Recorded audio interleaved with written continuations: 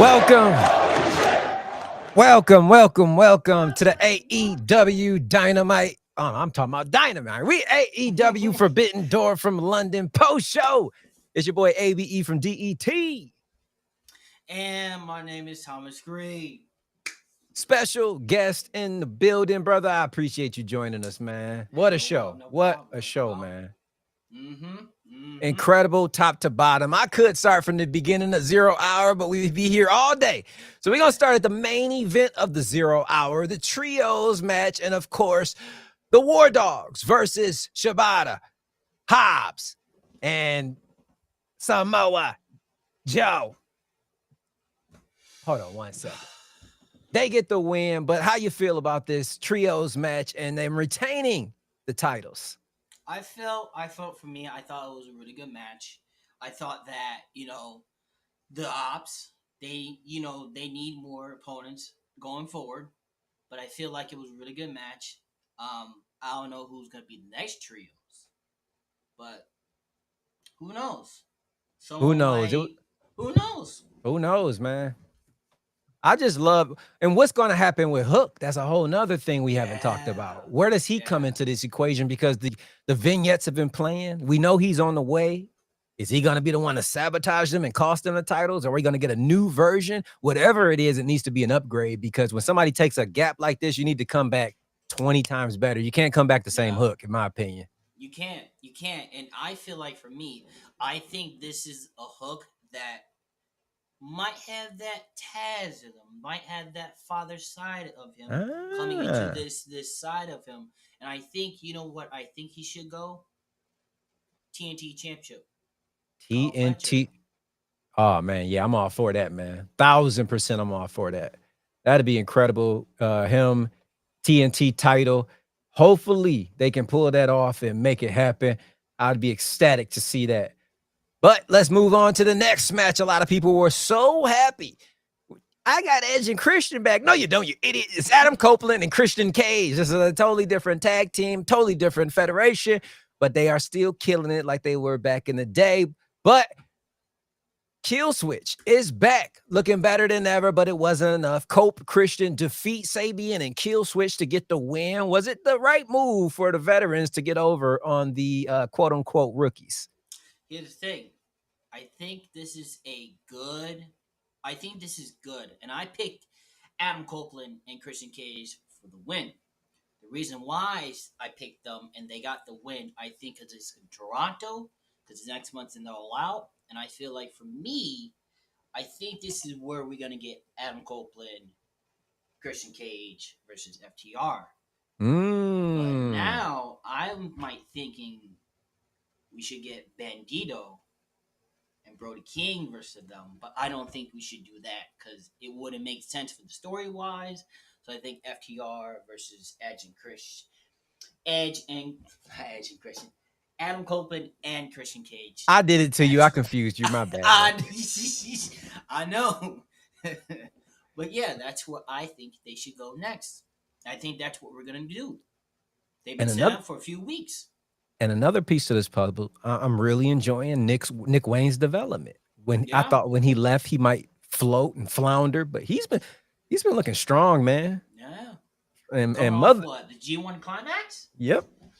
And we're not even gonna speak on Mother Wayne. She looked absolutely delicious tonight. If you know what I mean. She looked like that good fine dinner. Yes. Talking about. Yes, she did. Well, let's get into the next match with Kyle Fletcher versus the one, the only Takahashi.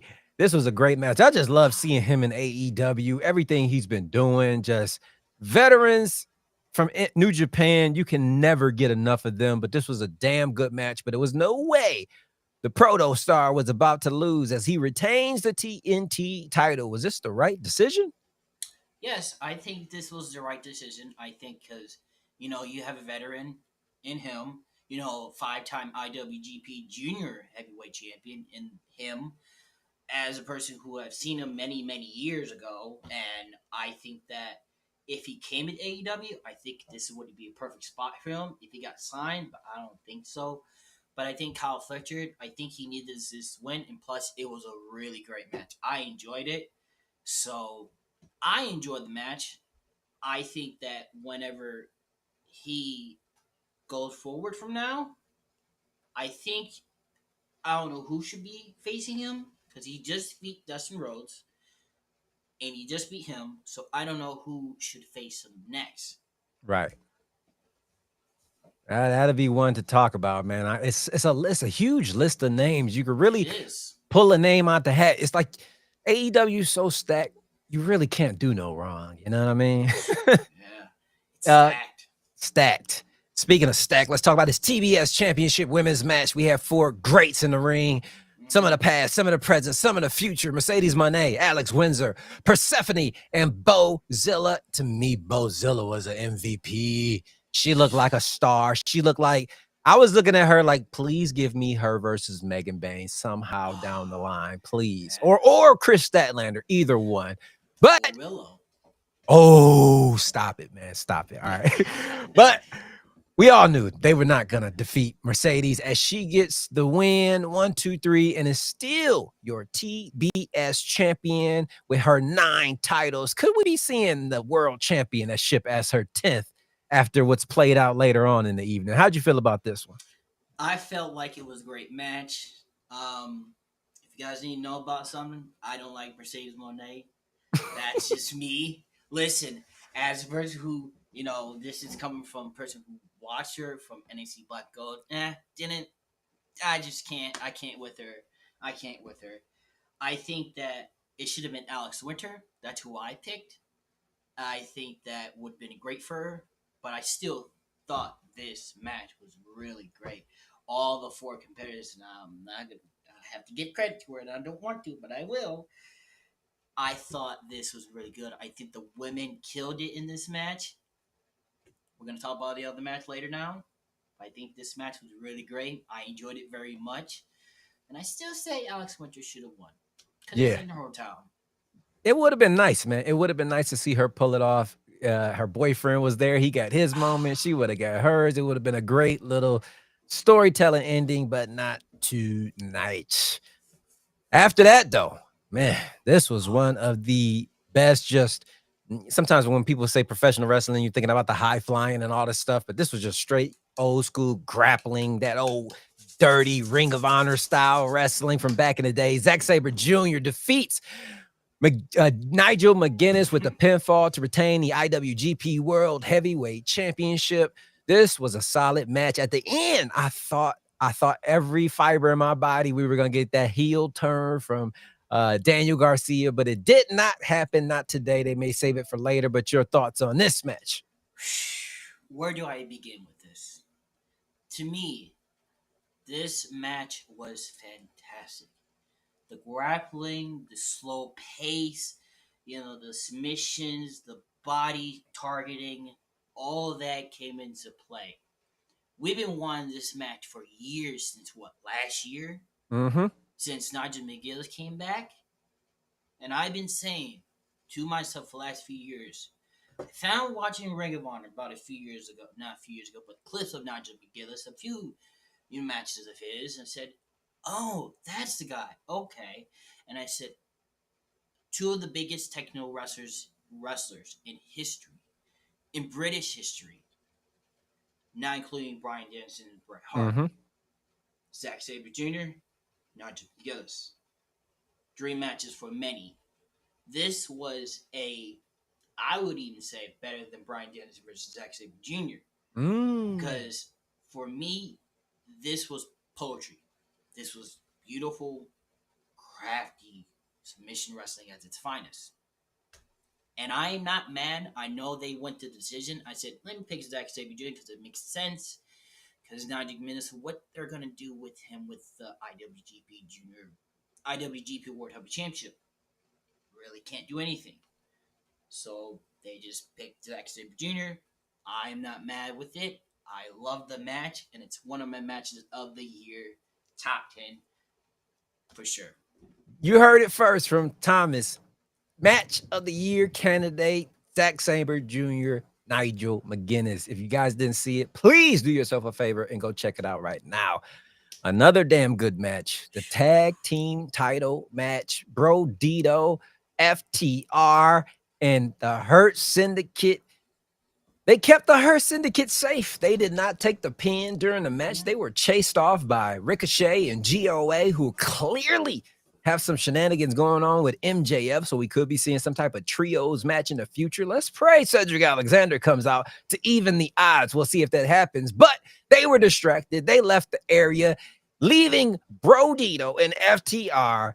And surprisingly to some, but not me, Brodito gets the win and are the new tag team champions. I love this tag team, but there is a very much part of me that wishes this was Buddy Murphy and Brody King, long-term storytelling, but you can't deny Brodito and what they've been doing. They've been entertaining, on fire. So, hey, well-deserved. Your thoughts on this tag team match?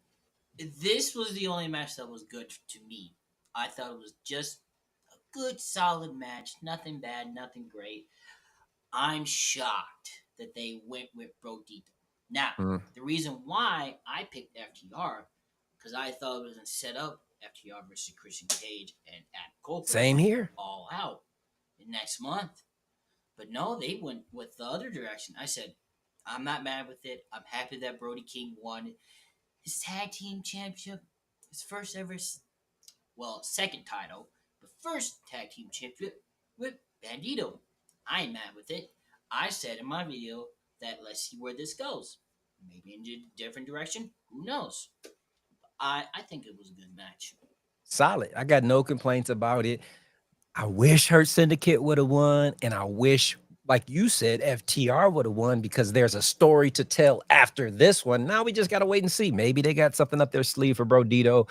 I got faith in Tony Khan these days, so he'll figure it out. He'll figure it out. Next up, we get to the Unified Championship match. Kazuchika Okada defeats Swerve Strickland, and afterwards, I don't know. They were putting everybody on the shelf after the matches tonight.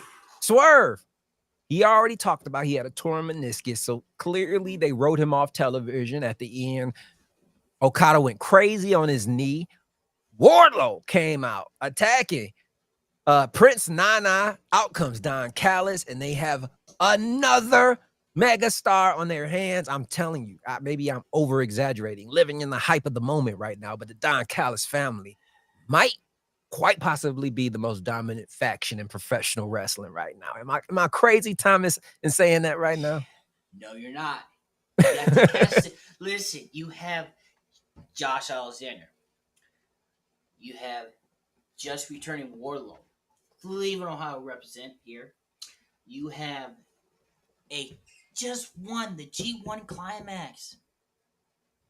You just got him winning the G1 Climax. Oh my God. It's a Keshner. It's a Keshner. And you got Kyle Fletcher.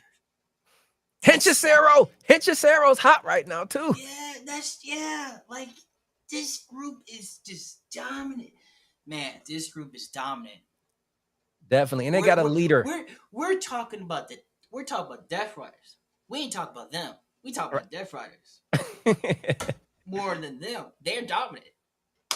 Yeah, Death Riders is kind of looking like a joke right now, to be quite honest. Hopefully they turn the corner, get some new storytelling, but they need to pick it up fast. But watch out for the Don Callis family. That's one group you don't want to make enemies with right now. Nope. And I felt like, for me, I thought this was a great match. And I picked Okada retain. I mean, it could have gone 50-50 for me, but I picked Okada retain for the safe bet. I thought it was great. I didn't know that Swerve was wrestling on an injury for a few years now. Right. I mean, thank God, he's taking time off and getting that repaired. So when he comes back, where he's going to fit, we don't know. Probably in the World Championship scene. We're right into where Okada, with them two going at it. Maybe. Now, with the whole domination of the Don Callis family, I'm going to tell you this. The day will come. There's too much power in that group. There's too many stars in that group. And one day, Okada is going to look at the Keshner, and all this shit's going to fall apart. And we're going to get that mega match between the two of them. And the gods of the heavens will rejoice.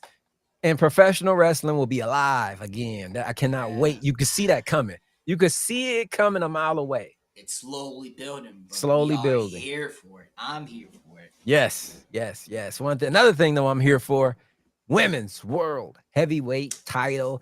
I thought it would be the day. You know, Tony's been reigning supreme, killing it, quite possibly with the injuries to Liv Morgan and Naomi. She could have sealed up another women's wrestler of the year title with this one, but we shall see. She retains against Athena, all type of shenanigans from Billy.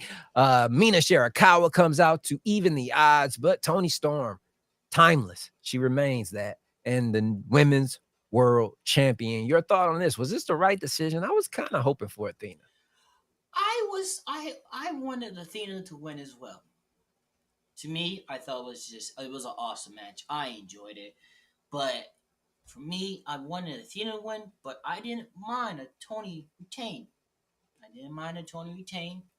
I thought that these two, what they have history before they came to WWE and now, just blows that out of proportion. Yeah. Athena almost to 1,000 days, the longest reigning Ring of Honor champion in the company's history, about to hit 1,000 days in 12 days. Right. And no one's really talking about it, really. Exactly. And people should. They're talking more about Monet. Would you rather have a title that has 1,000 reigns, or rather have a title with 9 championships around you? I'd rather talk about without 1,000 days. Facts. That one. Facts. That is not a lie. Shout out Miguel. He's in the comments saying, am I the only one thinking of a tag team of Wardlow and Archer, or possibly a trios, Wardlow, Archer, and Cage? I'm all for both of those. What about you? I'm actually here for it, and I really, really want Archer and Wardlow as a team. Yeah, me too. I'm all for that. Like, here's the thing. I'm a big fan of not just Wardlow because he's a Cleveland native.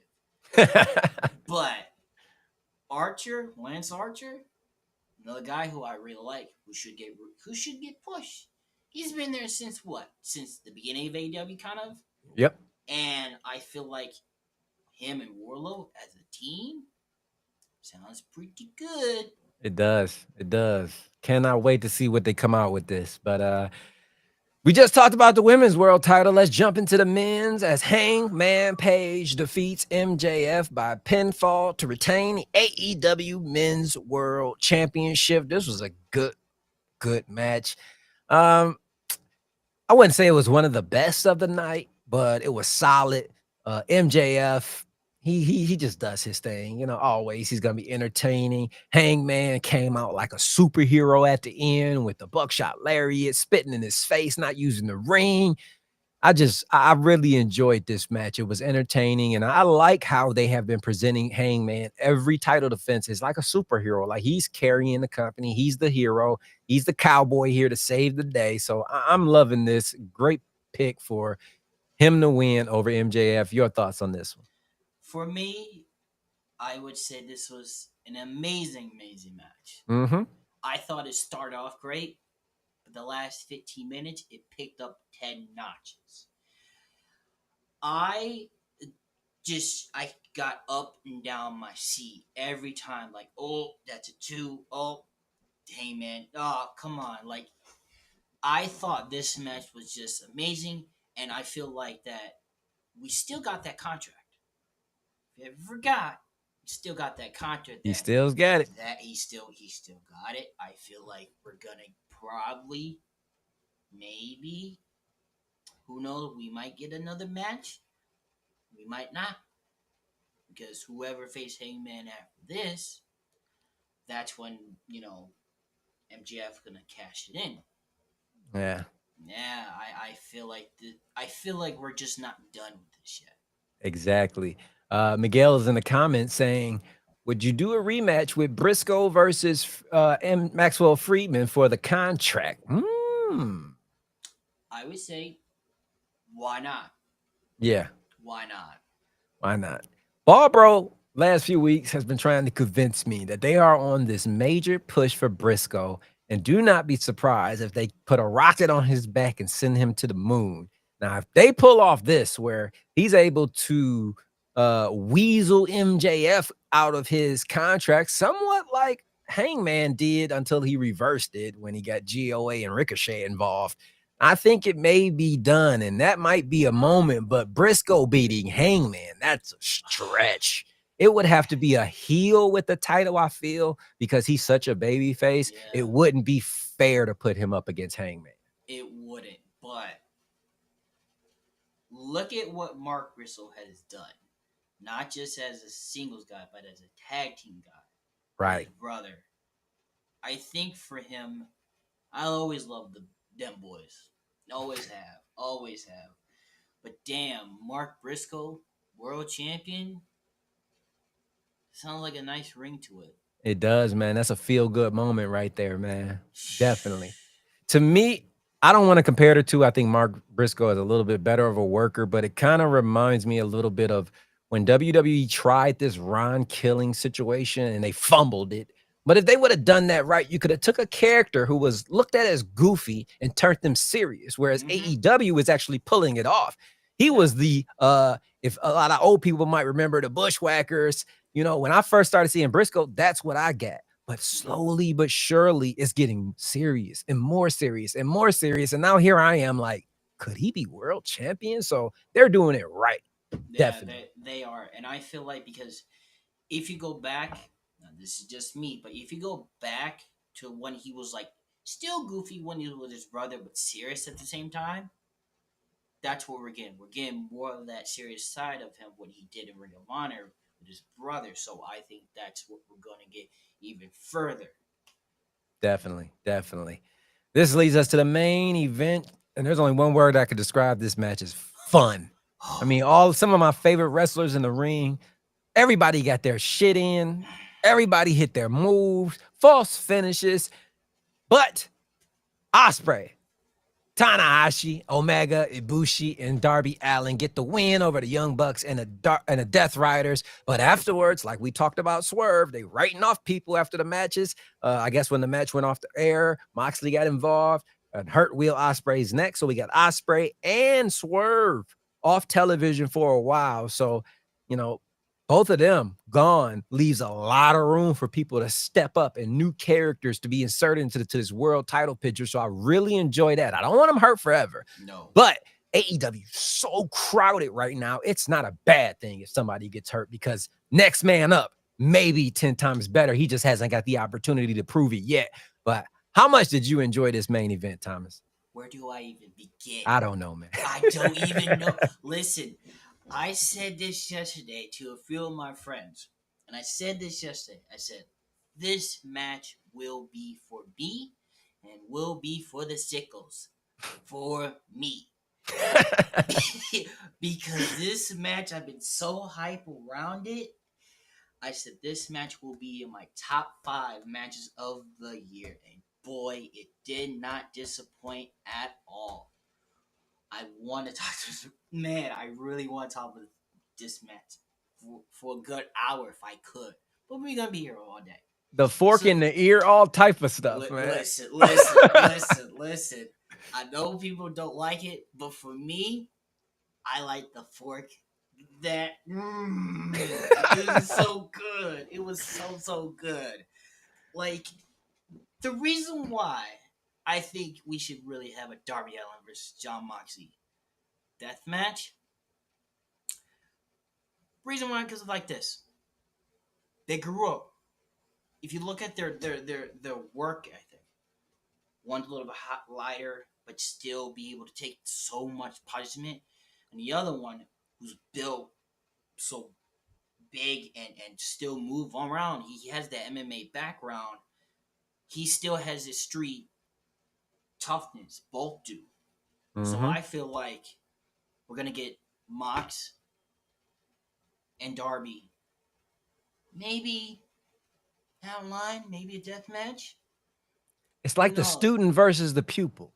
Exactly. And I love both of them.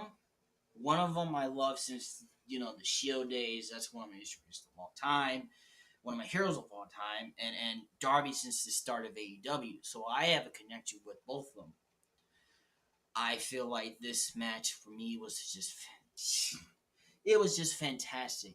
Mm-hmm. From the Young Bucks coming out to their Oh my God, the Hanson Mbop had me rolling. Did they really come out to that song, bro? they did they came out to their first Oh, ever theme, and I cracked up. that was hilarious. That was funny. And on a serious note, let's talk about the Will Ospreay video package. Oh, that was a tearjerker.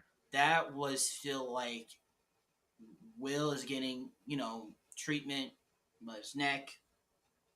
I shed a few tears because that man knows how to be himself. Mm-hmm. I think because the reason why I connect with him, because I love Assassin's Creed. I have a Assassin's Creed tattoo. He loves Assassin's Creed, and I think the reason why he is so real because he's himself. He can play himself as just the most dickish British man. He's British man, or the most lovable British man Yeah. ever. Yeah. It he to me in about another 5 to 7 years from now will be in people's conversation. Top 10 Mm. for sure. He's already in my honorable mentions. Besides Yeah. Gunther, like he's special. Definitely. He's very special. Definitely is. Definitely is. This was great. And one thing we didn't talk about, there was a moment where Tekla and Queen Amanada were going at Yeah. it. Then the Yeah. the Triangle of Madness came out, and what's her name? Damn, what's her? Jamie Hayter. Jamie Hayter comes down for the save, and guess what we got now, Thomas? We got 5 girls on both sides. It's time for Blood and Guts, female edition. Sign me up. It's Listen, time. listen. My girl Jamie Hayter came back. I was so happy, man. Man, we get in that Blood and Guts, and I'm here for it. They're Right. going to kill it. They're They are. going to kill it. Please do it at All Out. We will be there. It will make my goddamn day, my whole weekend. That's my birthday too. Let's do it. Book it, Tony Khan. You know what Book to it, do. Tony Khan. Come on, man. Man, Overall, on a scale of 1 to 10, what you giving Forbidden Door, London 2025?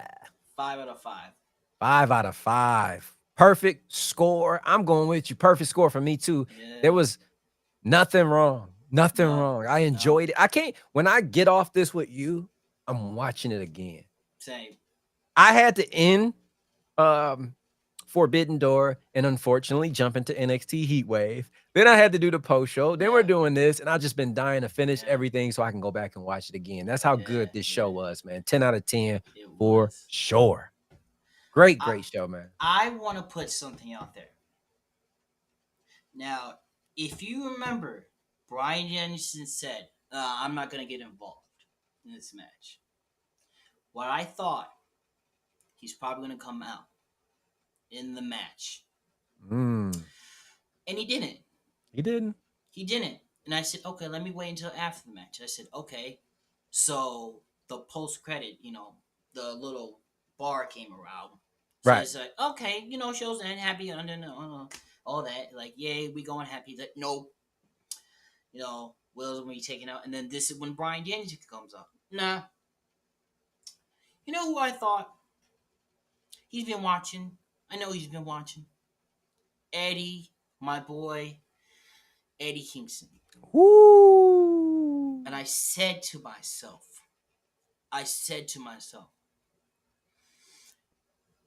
if it could go either way, but it could be fantastic. Him joining his best friend, because that's the only man he got. Yeah. At this point. Or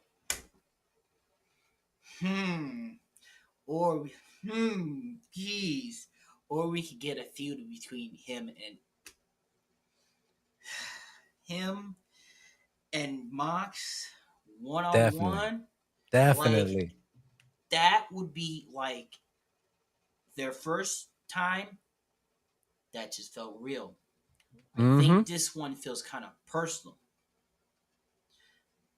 because knowing that Gabe Kidd, who's the last one took out Eddie Kingston. Yeah. Gabe Kidd. Oh. Gabe Kidd. He's gonna stay working with AEW. Tony Khan said it in the post show. This wasn't a one-off with Gabe Kidd. So we might be seeing Wednesday or sometime in the near future that he's all elite. It's looking like we're headed in that direction. Yeah. But great show, man. Top to bottom, no complaints. Thomas, can you plug to the people? How can they reach you out there in the internet space? You could reach me on TikTok at Thomas Creed _. You can reach me on my Instagram at ThomasXCreed1. And you can reach me on my Twitter at ThomasXCreed. Do you do gaming as well? I saw you gaming, aren't you? Do you stream it on Twitch? Yeah, I do. Okay. I do. Okay.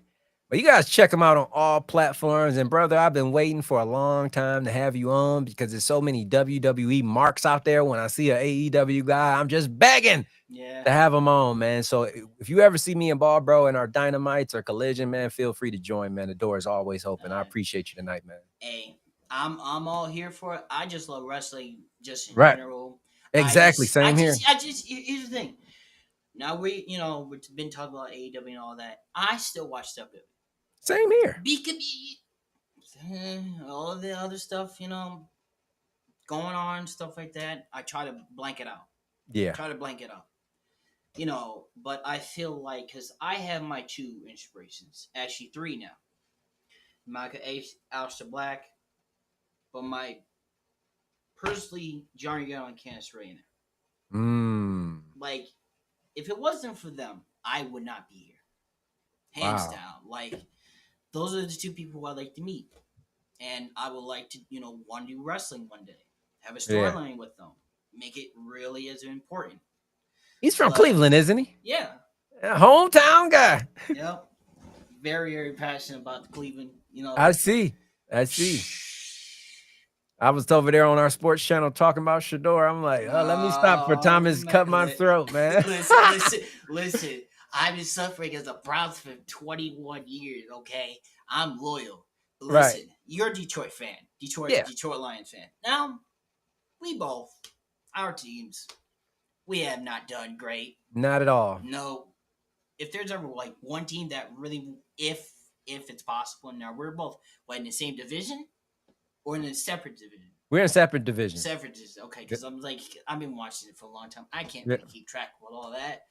If Detroit and Cleveland will go Super, that'd be amazing. That would be amazing. That would be amazing. The underdogs making it to the top. Yeah, for sure. Yeah. And you know what? I will give you your team credit. This is the most I've ever been invested in this. I'm gonna be out, and because of Shador, I'm like, wow, they got a D line. Wow, they got a nice secondary. We already know about the quarterback room. Yeah. Receivers aren't bad. I'm like, the coaching scheme, and then I'm looking at stats now, and I'm seeing you guys are in the top 5 in offense. And why didn't I notice this? Why am I just now seeing this? You know what I mean? So sky's the limit for you guys too, man. Wishing you nothing but the best this season. Hey, we trying. I'm keeping this season kind of low. Yeah, I had like 7 wins, but that's just how, because we know how I've been knowing about the damn team and how this games work, and like you've been a part of it. You've been in it too long. Too long, man. Well, but that's it for us. Forbidden Door, great show. Thomas, once again, appreciate you joining us. You know how to follow him. If not, I'll have it in the description below. Next time you guys will see us will be tomorrow. We got a special guest interview with Soto 619 at 8 p.m. Make sure you check that out. And then Monday we'll be here for Monday Night Raw live stream and post show. But until then, on behalf of my boy Thomas, it's your boy ABE from DET, and you guys have been tuned in to the Holy Shhh Podcast, AEW Forbidden Door